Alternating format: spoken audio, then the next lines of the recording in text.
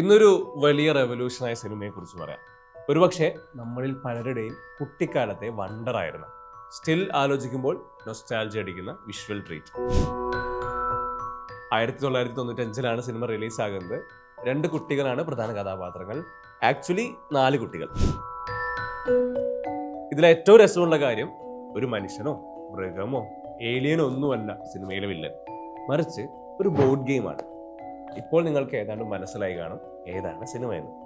1995 ഇറങ്ങിയ fantasy adventure thriller Jumanji. 95 ജൂഡിയും പീറ്ററും അവരുടെ on നോറയുടെ കൂടെ കുറച്ച് വർഷങ്ങളായി ആരും താമസമില്ലാത്ത പാരീസ് മാൻഷനിലോട്ട് താമസിക്കാനായി വരുന്നു. ക്യൂരിയസ് ആയ പീറ്റർ വീടിന്റെ തട്ടും പുറത്തു നിന്ന് ഒരു ബോർഡ് ഗെയിം കണ്ടെത്തുന്നു. ജുമാൻജി എന്നാണ് ആ ഗെയിമിന്റെ പേര്. വളരെ സിമ്പിൾ റൂൾസ് ആണ് ഗെയിമിന്. ഗെയിം തുടങ്ങിയാൽ പൂർത്തിയാക്കണം. ഇടയിൽ വെച്ച് ബാക്ക് ഔട്ട് ചെയ്യാൻ കഴിയില്ല. പതിവിലും വിപരീതമായി പ്ലെയർ അല്ല ഗെയിം കൺട്രോൾ ചെയ്യുന്നത്, ഗെയിമാണ് പ്ലെയറിനെ കൺട്രോൾ ചെയ്യുന്നത്. ഓരോ തവണ ഡൈസ് റോൾ ചെയ്യുമ്പോഴും ഒരു പുതിയ ഡേഞ്ചർ ഗെയിമിൽ നിന്ന് വന്നുകൊണ്ടിരിക്കും. ഓർഡർ ബ്രേക്ക് ചെയ്ത് ഡൈസ് റോൾ ചെയ്യാൻ സാധിക്കില്ല. ഗെയിം നിങ്ങൾ പൂർത്തീകരിച്ചാൽ എല്ലാം പഴയതുപോലെയാകും. ജൂഡിയും പീറ്ററും ആദ്യം ഡൈസ് റോൾ ചെയ്തപ്പോൾ വന്നത് വലിയ കൊതുകുകളായിരുന്നു. അതിനു പുറകെ ഒരു കൂട്ടം എന്തിനും പോകുന്ന കുരങ്ങന്മാരും.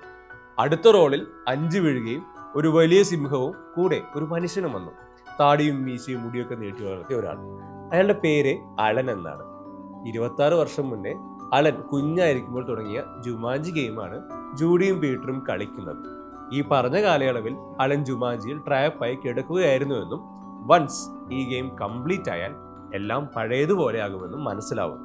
അങ്ങനെ എല്ലാ പ്രതികൂല സാഹചര്യങ്ങളെയും തരണം ചെയ്ത് ജുമാൻജി കളിച്ച് തീർക്കുന്നതാണ് സിനിമയുടെ കഥ. ചുമ്മാ ഒരു ഫാന്റസി സിനിമ എന്ന് പറഞ്ഞ് കാറ്റഗറൈസ് ചെയ്യാൻ കഴിയില്ലേ.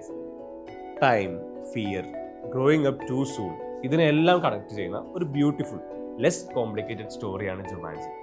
ജുമാൻജി എന്ന ബുക്കിനെ ആസ്പദമാക്കിയാണ് ഈ സിനിമ ഒരുക്കിയത്. ബുക്ക് ഒരു ഷോർട്ട് സ്റ്റോറി ആയിരുന്നു. സിനിമയിൽ പലതും പുതിയതായി ആഡ് ചെയ്തതോ ഇംപ്രവൈസ് ചെയ്തതോ ആണ്. 90കളിലെ ഏറ്റവും അഡ്വാൻസ്ഡ് CG ഉപയോഗിച്ചാണ് മൃഗങ്ങളെ സൃഷ്ടിച്ചത്. So real. ആ കാലത്തെ ഏറ്റവും വലിയ VFX സീക്വൻസുകൾ ഒന്നായിരുന്നു ആനിമൽ സ്റ്റാമ്പേഡ് സീൻ.